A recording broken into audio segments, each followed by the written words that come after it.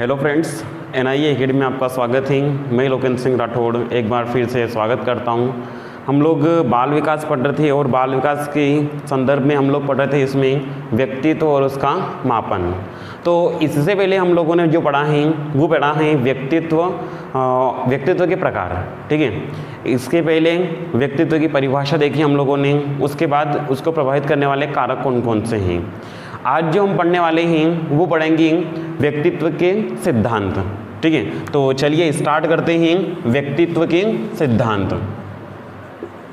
व्यक्तित्व के सिद्धांत, ठीक है, ये हम लोग पढ़ेंगे व्यक्तित्व के सिद्धांत।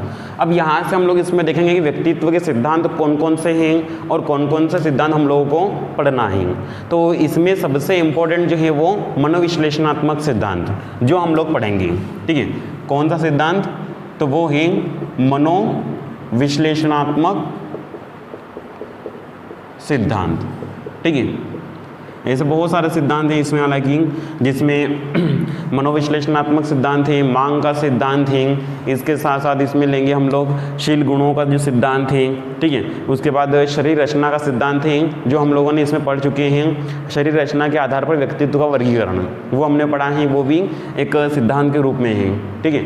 तो यहाँ से पहला जो सिद्धांत पढ़ेंगे वो पढ़ेंगे हम लोग इसमें मनोविश्लेषणात्मक सिद्धांत, जो देने वाले हैं सिगमंड फ्रायड। किसने दिया है? ये सिगमंड फ्रायड ने दिया है, ठीक है। सिगमंड फ्रायड ने सिद्धांत दिया है कौन सा? मनोविश्लेषणात्मक सिद्धांत। क्योंकि ये पूछते हैं कि मनोविश्लेषणात्मक सिद्धांत किसने दिया है, तो सिगमंड फ्रायड ने दिया है।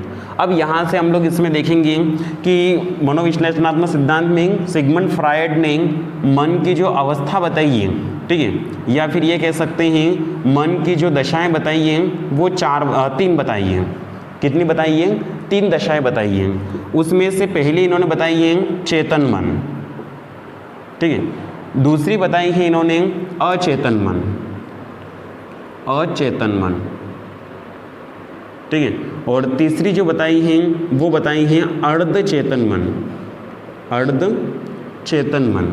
ये इन्होंने मन की 3 दशाएं बताई हैं। अब यहाँ से इसमें देखेंगे हम लोग कि चेतन मन किसे कहते हैं, अचेतन मन किसे कहते हैं और अर्धचेतन मन किसे कहते हैं। ये भी कह सकते हैं कि मन की जो 3 अवस्था बताई है इन्होंने, ठीक है, वो 3 अवस्था कौन सी है? तो चेतन मन, अचेतन मन और अर्धचेतन मन। तो यहाँ से हम लोग इसमें देखेंगे कि चेतन मन के अनुसार जो है इसमें व्यक्ति जो है वो जागृत अवस्था में रहता है, ठीक है। या फिर ये कह सकते हैं कि चेतन मन के अनुसार जो व्यक्ति की जो क्रियाएं हैं, ठीक है, इच्छाएं हैं, वो कौन से होती हैं? वो जागृत अवस्था में होती है, जागृत अवस्था में होती है। जिस प्रकार से हम बाहरी व्यवहार कर रहे हैं, ठीक है, बाहरी जो व्यवहार कर रहे हैं वो इसमें चेतन मन के द्वारा आएगा या फिर चेतन मन के अंतर्गत आएंगे, ठीक है।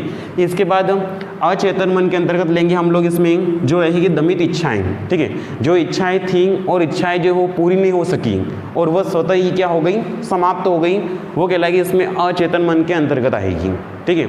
और यदि हम लोग यहाँ से लेंगे कि जो चेतन मन जो है ये मस्तिष्क के जो कुल भाग हैं उस कुल भाग का जो है वो 1/10 भाग है।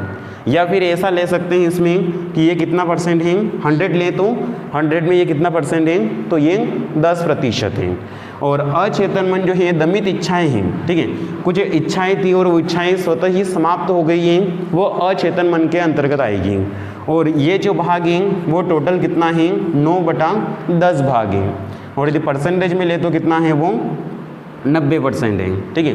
दमित इच्छाएं जैसे कि किसी की इच्छा थी कि मुझे वहाँ पे घूमना है, कहीं जैसे मान लो इंदौर है, भोपाल घूमना है, ठीक है, और परिवार वालों ने या घर वालों ने भेजने नहीं दिया या फिर जाने नहीं दिया, तो ये कह सकते हैं उसकी जो इच्छाएं थी वो क्या हो गई हैं?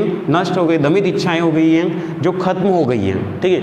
तो वो कौन सी होगी? अचेतन मन के अंतर्गत आएगी, ठीक है। और ये कितना भाग है? तो 9/10 भाग है। और यदि परसेंटेज में ले तो कितना है? ये 90% है। उसके बाद अर्धचेतन मन के अंतर्गत आएगी, ये दोनों अवस्था आएगी जिसमें चेतन मन भी है और उसके साथ साथ अचेतन मन भी है, चेतन मन और अचेतन मन दोनों आएंगे। जैसे कि अर्ध चेतन में हम लोग इसमें ले सकते हैं कि पढ़ते पढ़ते जैसे रुक जाना, भूल जाना, ठीक है, या फिर ये कह सकते हैं हकलाना, पढ़ रहे हैं और पढ़ने के साथ साथ मतलब बीच में अटक जाना, ठीक है, तो ये कौन सा हो जाएगी, अर्ध चेतन मन के अंतर्गत आएगी, ठीक है। उसके बाद यहाँ से हम लोग इसमें देखेंगे कि चेतन मन और अचेतन मन और अर्धचेतन, इसके संदर्भ में सिगमंड फ्रायड ने जो है वो इसमें एक बर्फ के रूप में समझाने का प्रयास किया। तो इनका कहना था कि जैसे कि कोई एक फ्लास्क है, ठीक है, और इस फ्लास्क में पानी भरा हुआ है, ठीक है, और इसमें यदि हम बर्फ़ का टुकड़ा डालते हैं, ठीक है, तो उस बर्फ़ का जो मतलब वजन है, उस वजन का जो 1/10 भाग है ये क्या होगा, बाहर दिखाई देता है, ठीक है। जैसे पानी भरा हुआ है और बर्फ़ का टुकड़ा जैसे कि 10 किलो का है, ठीक है, 10 किलो का बर्फ़ का टुकड़ा है, तो 10 में से 1 किलो बर्फ़ जो है वो मतलब बर्फ़ का टुकड़ा जो है वो बाहर दिखाई देगा और बचा हुआ 9 जो है वो अंदर ही रहेगा। तो यहाँ सिगमंड फ्रायड ने कहा है कि जो चेतन मन होता है, ठीक है, वो चेतन मन केवल कितना % होता है, वो 10% होता है या 1/10% होता है जो दिखाई देता है। उसके अलावा जो भाग है जो दिखाई नहीं देता है वो कौन सा होगा, वो अचेतन मन के अंतर्गत आएगा, ठीक है। इसके बाद आगे ले हम लोग इसमें, तो आगे जो है सिगमंड फ्रायड ने जो कारक बताए हैं वो कारक इसमें 3 कारक बताएं, ठीक है। कितने कारक बताएं, 3 कारक बताएं। अब 3 कारक कौन कौन से हैं, कारक, तो 3 कारक कौन कौन से हैं, तो पहला तो है ईड, दूसरा है ईगो, दूसरा क्या है, ईगो, और तीसरा जो है वो है सुपर ईगो, सुपर ईगो, ठीक है। ईड मतलब कि इदम, ठीक है, इसके बाद ईगो मतलब कि अहम, और सुपर ईगो मतलब कि परम अहम, परम अहम, ठीक है। तो यहाँ से इन्होंने जो कारक बताए हैं कि व्यक्ति मतलब कि ये कह सकते हैं जो कारक हैं, ठीक है, मानसिक शक्ति या फिर इच्छाओं के अनुसार जो है वो कारक, इसमें 3 कारक हैं, एक तो ईड है, एक ईगो है और एक और कौन सा है, सुपर ईगो है। तो यहाँ से हम एक उसको कहानी के माध्यम समझेंगे कि ईड क्या है, ईगो क्या है और एक सुपर ईगो क्या है। तो यहाँ से हम लोग देखेंगे कि जैसे कि एक व्यक्ति है, ठीक है, और इस व्यक्ति के पास कुछ रुपए हैं और रुपए लेके जा रहे हैं। इसके बाद एक दूसरा व्यक्ति है, ठीक है, ये पहला वाला जो व्यक्ति है ये रुपए लेके जा रहा है और दूसरा व्यक्ति जो है इसको देख लेता है कि इसके पास पैसे हैं। तो पहली स्थिति ये है कि ये पैसे चुरा लें, मतलब कि पहली स्थिति जो आई है कि पैसे चुरा लेंगे, ठीक है, तो पैसे चुरा लेंगे, पहली स्थिति इसके मन में ये आई। तो ये क्या है, पैसे का मतलब ये चुराना, चोरी करना, ये इसके मन में आया है, इसका अर्थ ये क्या है, ईगो, ईड है, ठीक है। इसके बाद इसके मन में दूसरा ख्याल आया कि यहाँ पे बहुत सारे लोग इकट्ठे हुए हैं, बहुत सारे लोग हैं, यदि यहाँ पे पकड़े जाएंगे तो मतलब ये कह सकते हैं ये लोग पिटाई कर देंगे। तो दूसरा मन में आया तो वो क्या है, ईगो है, क्या है वो, अहम है, कि मतलब कि यहाँ पे चोरी नहीं करेंगे, ठीक है, क्योंकि यहाँ पे पकड़े जाने पर लोगों के द्वारा पिटाई हो सकती है।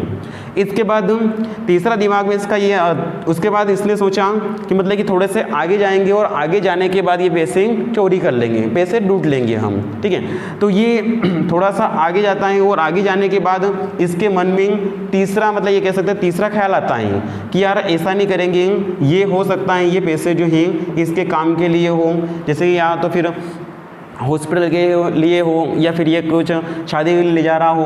तो इसका तीसरा जो मन आया है कि नहीं, हम लोग क्या करेंगे, चोरी नहीं करेंगे, ठीक है। तो ये इसका ख्याल आया, तो ये क्या है, सुपर ईगो है, ठीक है। तो मेरे हिसाब से आप लोगों को यहाँ पे समझ में आया कि ईड क्या है, ईगो क्या है और सुपर ईगो क्या है। पहला जो ख्याल इसके दिमाग में ये आया कि चोरी करेंगे, इससे पैसे लूटेंगे, वो क्या है, ईड है। दूसरा ख्याल इसके दिमाग में ये आया कि यहाँ पर पैसे नहीं लूटेंगे, यदि यहाँ पे लूटेंगे तो क्या है, मतलब कि ये कह सकते हैं कि पिटाई होगी। तो दूसरा मन में ये आया, ये क्या है, ईगो है। इसके बाद तीसरा दिमाग में इसके ये आया कि ये पैसे हो सकता है किसी न किसी काम के लिए हो इसके, तो अर्थात हम लोग क्या करेंगे, चोरी नहीं करते हैं, ठीक है, या पैसे नहीं लूटेंगे। ये इसका तीसरा दिमाग में आया तो ये क्या हो जाएगा, सुपर ईगो हो जाएगा, मतलब कि परम अहम हो जाएगा। अब यहाँ से ये क्वेश्चन ये बनता है इसमें कि जिस प्रकार से, जैसे कि एक तो है ईड, एक क्या है ईगो, और एक और क्या है सुपर ईगो। तो यहाँ से इसमें डेफिनेशन देख लेते हैं कि ईड क्या है, ईगो क्या है और सुपर ईगो क्या है। तो यहाँ से हम लोग इसमें ये देखेंगे कि व्यक्ति की जो शारीरिक इच्छा होती है, शरीर की जो इच्छा होती है, ठीक है, इच्छा मानसिक शक्ति से नियंत्रित नहीं होती है, ठीक है। अर्थात हम यहाँ से ये कह सकते हैं कि व्यक्ति की जो शारीरिक इच्छा होती है, ठीक है, वो इतनी प्रबल होती है कि मानसिक शक्ति के द्वारा क्या होती है, वो नियंत्रित नहीं होती है। वो क्या कहलाता है, ईड कहलाता है। जैसे कि यहाँ से पहली स्थिति में इसको मतलब दिमाग में ये आया कि पैसे चुराएंगे, मतलब कि इसकी मानसिक इच्छा क्या थी, पैसे के चुराना, तो ये मानसिक शक्ति से मतलब बाहर चला गया, ठीक है, मानसिक शक्ति के द्वारा क्या हो रहा, नियंत्रित नहीं हो रहा है, वो क्या कहलाएगा, ईड कहलाता है।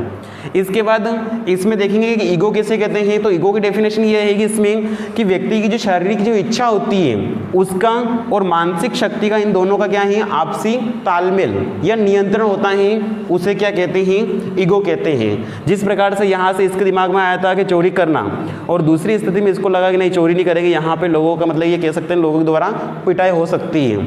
तो इन दोनों में क्या हुआ, एक तो मानसिक शक्ति और शरीर की जो इच्छा थी चोरी करना, उन दोनों में क्या हुआ, नियंत्रण हुआ, या फिर ये कह सकते हैं संतुलन स्थापित हुआ, उसे हम लोग क्या कहेंगे, ईगो कहेंगे।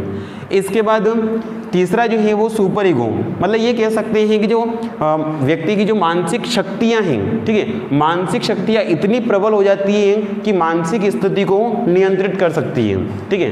तो मानसिक जो इच्छाएं होती हैं उसको नियंत्रित करेंगी, वो क्या होगा, इसमें सुपर ईगो कहलाएगा, ठीक है। जैसे कि इस व्यक्ति की मानसिक इच्छा क्या थी, या हाँ, मानसिक इच्छा क्या थी इसकी कि पैसे को चुराना, और मानसिक शक्ति मतलब प्रबल हो गई है, मतलब कि पैसे को नहीं चुराना, ठीक है, वो क्या कहलाएगा, सुपर ईगो कहलाएगा, ठीक है। इसके बाद यहाँ से ये है कि जो ईड है, ठीक है, यदि ये ईड जो है वो सुपर ईगो पर हावी होता है, क्या होता है, ईड जो है अगर सुपर ईगो पर जो हावी होता है, मतलब कि व्यक्ति की इच्छा क्या थी कि चोरी करना, ठीक है, और सुपर ईगो का अर्थ क्या है कि चोरी नहीं करना। तो यहाँ से ये है कि एक तो बोल रहा है कि चोरी करना, और ये बोल रहा है कि चोरी नहीं करना। तो ईड जो है अगर सुपर ईगो पर हावी है, ठीक है, एक व्यक्ति, जैसे एक व्यक्ति बोल रहा है कि चोरी करना है, और ये बोल रहा है कि नहीं करना है, ठीक है, तो यदि ये व्यक्ति इसके ऊपर हावी है तो ये कह सकते हैं कि व्यक्ति क्या होगा, आपराधिक प्रवृत्ति का होगा। किस रूप में होगा, आपराधिक प्रवृत्ति का होगा, क्योंकि ये क्वेश्चन पूछ रखा है, ठीक है, कि किस प्रकार से, कि यदि कोई ईड है, ठीक है, ईड अगर सुपर ईगो पर हावी है तो व्यक्ति किस प्रकार का होगा, ठीक है, तो किस प्रकार का होगा, वो आपराधिक प्रवृत्ति का होगा, ठीक है। जैसे पहला व्यक्ति कह रहा है कि चोरी करना, और दूसरा लास्ट वाला कह रहा है कि चोरी नहीं करना है, ठीक है। तो यहाँ से ये इसमें हो जाएगा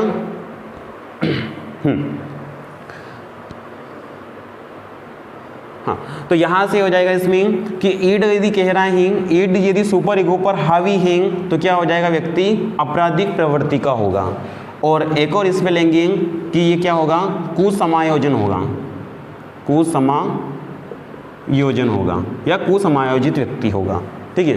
कब होगा ये, जब ईड जो है वो सुपर ईगो पर हावी होगा तो, ठीक है। इसके बाद अगला देखेंगे इसमें कि एक और आता है इसमें कि यदि सुपर ईगो जो है, ठीक है, सुपर ईगो जो है यदि ईड पर हावी होता है, अब क्या है, सुपर ईगो जो है वो ईड पर हावी होता है, ठीक है, मतलब ईड मतलब इसकी इच्छा थी कि चोरी करना, ठीक है, इसकी इच्छा थी चोरी करना, और यहाँ पर है कि चोरी नहीं करना। तो यहाँ से ये है कि यदि सुपर ईगो जो है यदि ईड पर हावी होता है तो जो इच्छाएं हैं, दमित इच्छाएं हैं, वो इच्छाएं क्या हो जाएगी, नष्ट हो जाएगी, ठीक है। तो क्या हो जाएगा, यहाँ से इच्छाएं जो है वो नष्ट हो जाएगी, ठीक है। और फिर भी क्या होगा, कुसमायोजित होगा, कुसमायोजित होगा, ठीक है। तो यहाँ से एक बार और समझ लेते हैं, जैसे कि मेरी इच्छा थी कि मुझे दिल्ली जाना है, ठीक है, कहाँ पे जाना है, दिल्ली जाना है, और घर वाले की इच्छा थी कि दिल्ली नहीं जाना है। तो यहाँ से क्या है कि उनका चला, मतलब कि सुपर ईगो जो है ये ईड पर हावी है, ठीक है, मतलब कि मेरे ऊपर घर वाले हावी हैं। इसका अर्थ क्या है कि मेरी इच्छा क्या हो गई, वो दमित हो गई है, इच्छा दब गई है। तो वो क्या हो जाएगी, इच्छा का दबना, ठीक है। तो ये क्या हो जाएगा, इसमें कुसमायोजित होगा, ठीक है। इसके बाद ये भी ले सकते हैं इसमें कि मेरी इच्छा थी दिल्ली जाना, ठीक है, और यहाँ से घर वाले की इच्छा थी क्या, कि दिल्ली नहीं जाना। तो मैं घर वाले के खिलाफ गया और मैं क्या है, दिल्ली गया। तो यहाँ से क्या है कि घर वाले की निगाह में क्या हो जाएगा कि आपराधिक प्रवृत्ति का है, ठीक है, कि ये जो है वो ये कह सकते हैं अपने से कंट्रोल नहीं है, बाहर है ये, ठीक है। तो आपराधिक प्रवृत्ति का होगा, अर्थात ये कह सकते हैं कुसमायोजित होगा। तो मेरे ख्याल से आप लोगों को यहाँ पर ये दो समझ में आया होगा कि ईड यदि सुपर ईगो पर हावी है तो व्यक्ति क्या होगा, आपराधिक प्रवृत्ति का होगा, और सुपर ईगो यदि ईड पर हावी है तो शरीर की जो इच्छाएं हैं वो क्या हो जाएगी, दमित हो जाएगी, नष्ट हो जाएगी, ठीक है। इसके बाद यदि ईड और ईगो इन दोनों का ले हम लोग, ईड और ईगो यदि ये कह सकते हैं इन दोनों में संतुलन नहीं है तो भी क्या होगा, कुसमायोजन होगा। क्या होगा, कुसमायोजन होगा। एक बोल रहा है चोरी करना है और एक बोल रहा नहीं करना है तो भी क्या होगा, ये कुसमायोजन होगा। और उसके बाद यदि ईड और ईगो इन दोनों में, ईड और ईगो में यदि संतुलन है तो क्या हो जाएगा, समायोजन हो जाएगा। क्या हो जाएगा, समायोजन। जैसे मेरी इच्छा थी दिल्ली जाना और घर वाले ने बोल दिया है कि हाँ चला जा, तो क्या हो जाएगा, वो समायोजन हो जाएगा, खुश हो जाऊंगा मैं, ठीक है। या फिर ये भी ले सकते हैं कि एक व्यक्ति बोल रहा है चोरी करना और दूसरा बोल रहा है जो सुपर ईगो के अंतर्गत बोल रहा है हाँ चोरी कर लेना, ठीक है। तो ये क्या हो जाएगा, इसमें ये कह सकते हैं कि इन दोनों का समायोजन हो जाएगा। और एक कह सकते हैं कि अच्छे समायोजन के लिए ईगो महत्वपूर्ण होता है, ठीक है। मेरे ख्याल से आप लोगों को यहाँ पर ईड, ईगो और सुपर ईगो समझ में आया होगा कि ईड क्या है, ईगो क्या है और सुपर ईगो क्या है। इसकी डेफिनेशन भी मैंने आपको साथ साथ बता दी है, ठीक है। जिसमें ईड के अंतर्गत क्या होगा, जो मानसिक जो इच्छाएं, शरीर की जो इच्छाएं हैं वो मानसिक शक्तियों द्वारा ये कह सकते हैं नियंत्रित नहीं होती हैं, वो क्या कहलाता है, ईड कहलाता है। इसके द्वारा नियंत्रण हो जाएगा और इसमें मानसिक शक्ति क्या हो जाएगी, प्रबल हो जाएगी। जो ये कह सकते हैं शरीर की जो इच्छाएं हैं वो क्या हो जाएगी, दब जाएगी, ठीक है। तो ये इसमें था जिसमें जो कारक बताए थे ईड, ईगो और सुपर ईगो। मेरे ख्याल से आप लोगों को ये समझ में आया होगा, ठीक है। इसके बाद आगे लेंगे हम लोग इसमें कुछ महत्वपूर्ण बिंदु हैं इसके, जो मनोविश्लेषणात्मक सिद्धांत के अंतर्गत जो मनोविश्लेषणात्मक सिद्धांत जो दिया है, सिगमंड फ्रायड ने दिया है, इसके विरोध में, ठीक है, इसके विरोध में एक सिद्धांत दिया था, विश्लेषणात्मक सिद्धांत। कौन सा सिद्धांत दिया था, विश्लेषणात्मक सिद्धांत दिया था। इसके विरोध में दिया था कार्ल यूंग ने दिया था। वो किसने दिया था, कार्ल यूंग। कभी कभी पूछ लेते हैं कि विश्लेषणात्मक सिद्धांत किसने दिया था, तो बहुत सारे इसमें सिगमंड फ्रायड ही लगा के आ जाते हैं, ठीक है। जबकि यहाँ से मनोविश्लेषणात्मक सिद्धांत दिया है वो सिगमंड फ्रायड ने दिया है, जबकि विश्लेषणात्मक सिद्धांत दिया है वो कार्ल यूंग ने दिया है, ठीक है जी। इसके बाद आगे देखेंगे इसमें एक महत्वपूर्ण बिंदु है इसमें, क्योंकि पूछ लेते हैं कभी कभी, ये कह सकते हैं हम कि लड़कों में ओडिपस नामक जो ग्रंथि होती है, ठीक है, ओडिपस नामक जो ग्रंथि होती है उस कारण से लड़के जो है अपनी माता से अधिक प्रेम रखते हैं, ठीक है। उसके बाद लड़कियों में जो है वो इलेक्ट्रा नामक ग्रंथि रहती है, इलेक्ट्रा नामक जो ग्रंथि रहती है उसके कारण जो है वो पिता से अधिक प्रेम करती है, ठीक है जी। उसके बाद आगे लेंगे हम लोग इसमें अगला जो सिद्धांत है, ये तो था इसमें मनोविश्लेषणात्मक सिद्धांत जो सिगमंड फ्रायड ने दिया है। अगला जो सिद्धांत लेंगे वो लेंगे इसमें मांग का सिद्धांत, ठीक है, मांग का सिद्धांत, मांग का सिद्धांत जो दिया है मुर्रे ने दिया है। किसने दिया है, मुर्रे ने मांग का सिद्धांत। इसके बाद अधिगम में हम लोगों ने जो पढ़ा था वो आवश्यकता सिद्धांत भी पढ़ा था, ठीक है। हाँ, आवश्यकता सिद्धांत जो मेस्लो ने दिया था।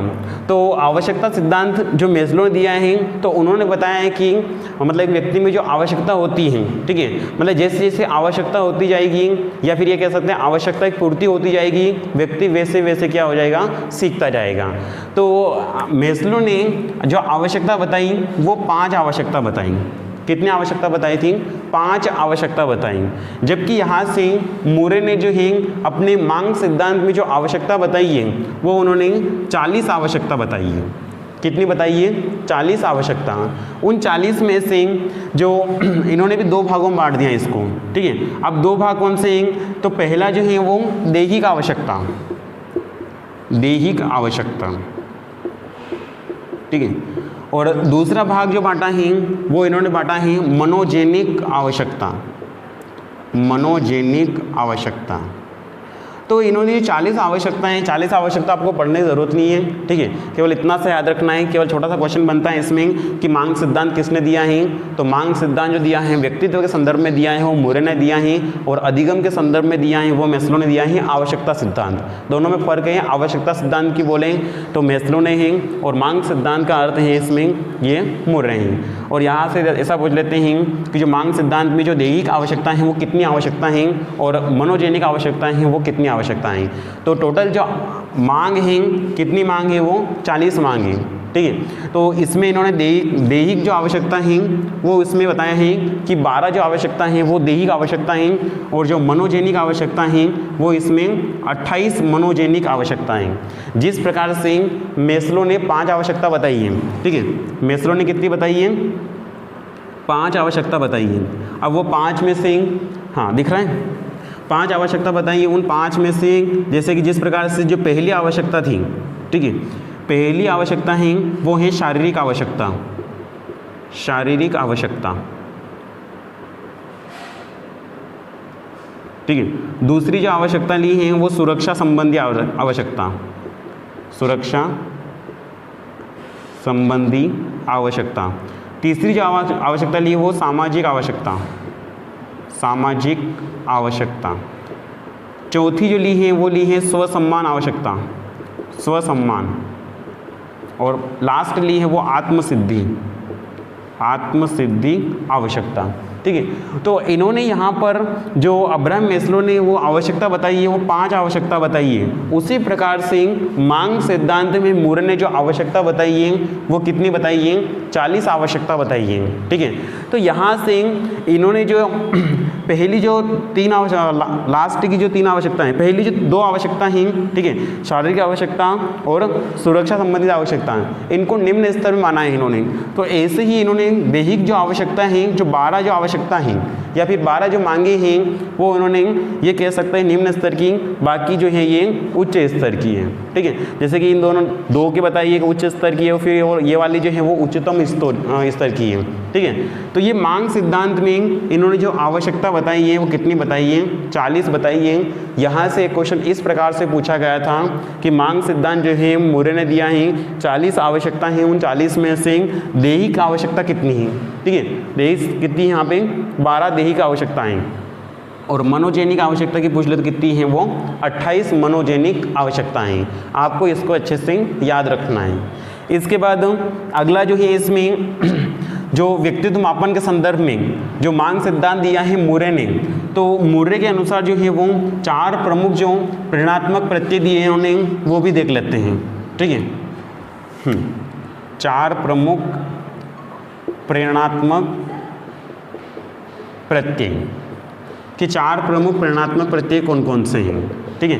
पूछ लेते हैं कभी कभी कि व्यक्तित्व सिद्धांत जो दिया है उसके अंतर्गत जो मांग का सिद्धांत हेनरी मरे ने दिया है, ठीक है, उसमें 4 प्रमुख प्रेरणात्मक प्रत्यय हैं, उनमें से कौन सा प्रत्यय नहीं है, ठीक है। छोटा सा क्वेश्चन पूछ लेते हैं। तो इसमें आपको याद रखना है कि जो 4 प्रमुख प्रेरणात्मक प्रत्यय हैं उनमें से पहला जो है वो है तनाव, ठीक है, उसके बाद दूसरा है मांग, उसके बाद दबाव, और एक और है इसमें थीमा, ठीक है। ये 4 प्रमुख क्या हैं? प्रेरणात्मक प्रत्यय हैं, और इसका भी एक क्वेश्चन पूछा गया है, ठीक है, कि जो व्यक्तित्व मापन है या फिर ये कह सकते हैं व्यक्तित्व सिद्धांत है, मांग का सिद्धांत है, ठीक है, उसके अंतर्गत जो 4 प्रमुख प्रणनात्मक प्रत्यय हैं उनमें से कौन सा है कौन सा नहीं है, ठीक है। तो यहाँ से आपको याद रखना है कि तनाव, मांग, दबाव और खेमा, ये 4 जो है ये प्रणनात्मक प्रत्यय दिए हैं इन्होंने, ठीक है। किसने दिए हैं? हेनरी मुरे ने दिए हैं, ठीक है। कहीं के हेनरी मुरे हैं, ठीक है जी। उसके बाद आगे लेंगे हम लोग इसमें कि जो व्यक्तित्व मापन के संदर्भ में ही है, ठीक है। एक है इसमें EPPS, ठीक है। ये जो है इसमें ये कह सकते हैं कि जो ये उपकरण है, ठीक है, ये उपकरण जो है व्यक्तित्व की जो मांगे हैं, व्यक्तित्व की जो मांगे हैं, ठीक है, उन मांगे को इसमें ये कह सकते हैं मापने के लिए है ये, ठीक है। जिसमें ये कह सकते हैं एडवर्स पर्सनल प्रेफरेंस शेड्यूल, ठीक है। और ये दिया है एडवर्ड्स ने दिया है, किसने दिया है? एडवर्ड्स ने, ठीक है। इसके बाद यहाँ से इसमें बात करें कि जो व्यक्तित्व की जो मांगे हैं उन मांगों मतलब ये कह सकते हैं कि जो 15 जो मांगे हैं उसको इसमें सम्मिलित किया गया है। कभी कभी पूछ लेते हैं कि यहाँ से EPPS क्या है, ठीक है। तो ये क्या है? व्यक्तित्व मांगे जो हैं उसको मतलब ये कह सकते हैं मापने का उपकरण है ये, ठीक है। क्या है ये? व्यक्तित्व की जो मांगे हैं उन मांगे को मापने का उपकरण है EPPS, ठीक है। तो यहाँ से इसमें ये याद रखना है कि इसके अंतर्गत जो है 15 मांगे को क्या कर सकते हैं? सम्मिलित किया गया है इसमें, ठीक है। तो ये तो था इसमें एक तो मनोविश्लेषणात्मक सिद्धांत और एक था इसमें मांग का सिद्धांत, ठीक है। तो अगले वाले जो लेक्चर में जो रहेगा इसमें जो सिद्धांत बच गए हैं व्यक्तित्व के हैं वो उसमें हम लोग पढ़ेंगे, ठीक है। वीडियो अच्छा लगा है तो इसको लाइक करें और ज़्यादा से ज़्यादा लोगों तक शेयर करें, ठीक है। और चैनल को सब्सक्राइब करना बिल्कुल ना भूलें। आज के लिए काफ़ी है, थैंक यू।